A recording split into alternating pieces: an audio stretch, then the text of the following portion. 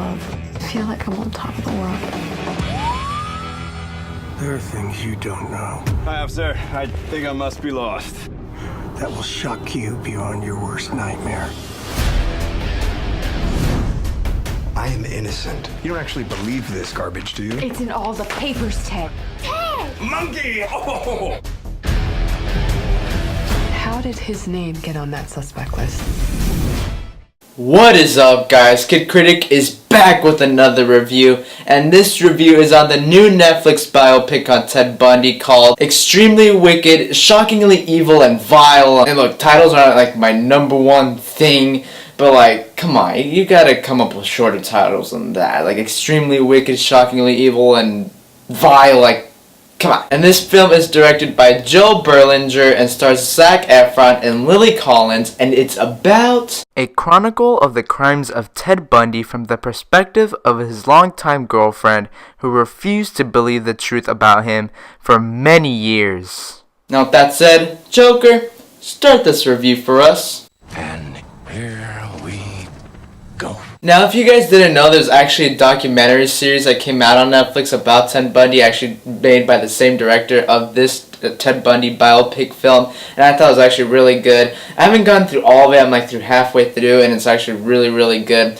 And the trailer for this movie I thought was awesome, and Zac Efron as Ted Bundy. Now, look, Zac Efron doesn't have the best track record, but I do think he's a very talented actor, and I was really looking forward to watching this movie, and coming out of this film, I ended up liking most of this movie. And my first pro with this movie is that Zac Efron is phenomenal as Ted Bundy. He really brings out the creepiness, the monster of Ted Bundy, topped with like that suave that he was known of having. Another performance that was really good was Lily Collins, who plays Ted Bundy's girlfriend in the movie. I thought she was brilliant in this movie. And Zac Efron and Lily Collins have a scene in the end of the movie that is just powerful and great, and it is a payoff to the relationship, and this is a great scene. This is my favorite scene in the movie. Now, a good portion of the movie takes place in the courtroom, and whenever it focuses like on that area, this movie is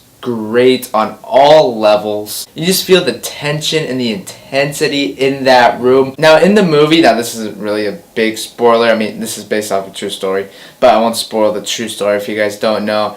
But they televise like what's happening in the courtroom, and there's moments throughout the courtroom scenes where Ted Bundy / Zac Efron just turns around and looks at the camera with this creepy look, and it just gives you chills throughout your whole entire body.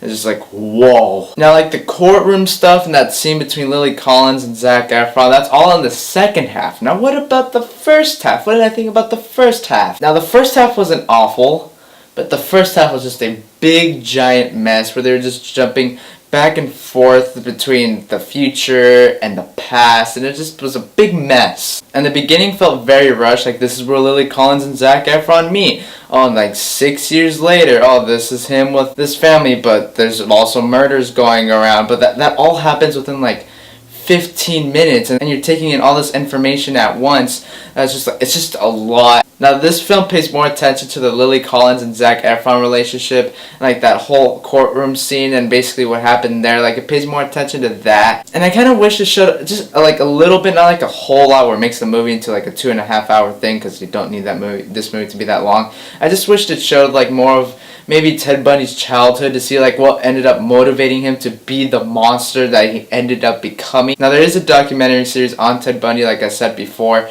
and as the movie was going on, I kept on thinking, I think this case is probably better told as a documentary series rather than a movie. Now, while I did really enjoy watching this film, I'd probably recommend the documentary series a little bit more over this. Now, remember, I'm not through the whole entire thing. I'm through most of it, but I'm not through the whole entire thing. But this movie, compared to the documentary series, is definitely like a good back-to-back to do. I mean, if you can take all that, because it's just horrifying to watch. Now, with that said, guys, I'm going to give Extremely Wicked, Shockingly Evil, and Vile a 4 out of 5 Fernies. Now, you may be thinking, well, you just thought that the first half was just a big mess. Now, I didn't think the first half was a big mess, but it wasn't horrible. But the second half was just so good that I would probably give it a 4. Now again, it could go a little bit lower, but right now, especially just recently watching it, and it just stuck with me, that I'd just give it a 4. Now maybe if I see it another time, I probably won't, because this is like a one and done, even if you like it. But with that said, guys, tell me down in the comment section below, what did you think of Extremely Wicked and Shockingly Evil and Vile? And don't forget to like and subscribe. And as always, look out for the next video or review. And peace.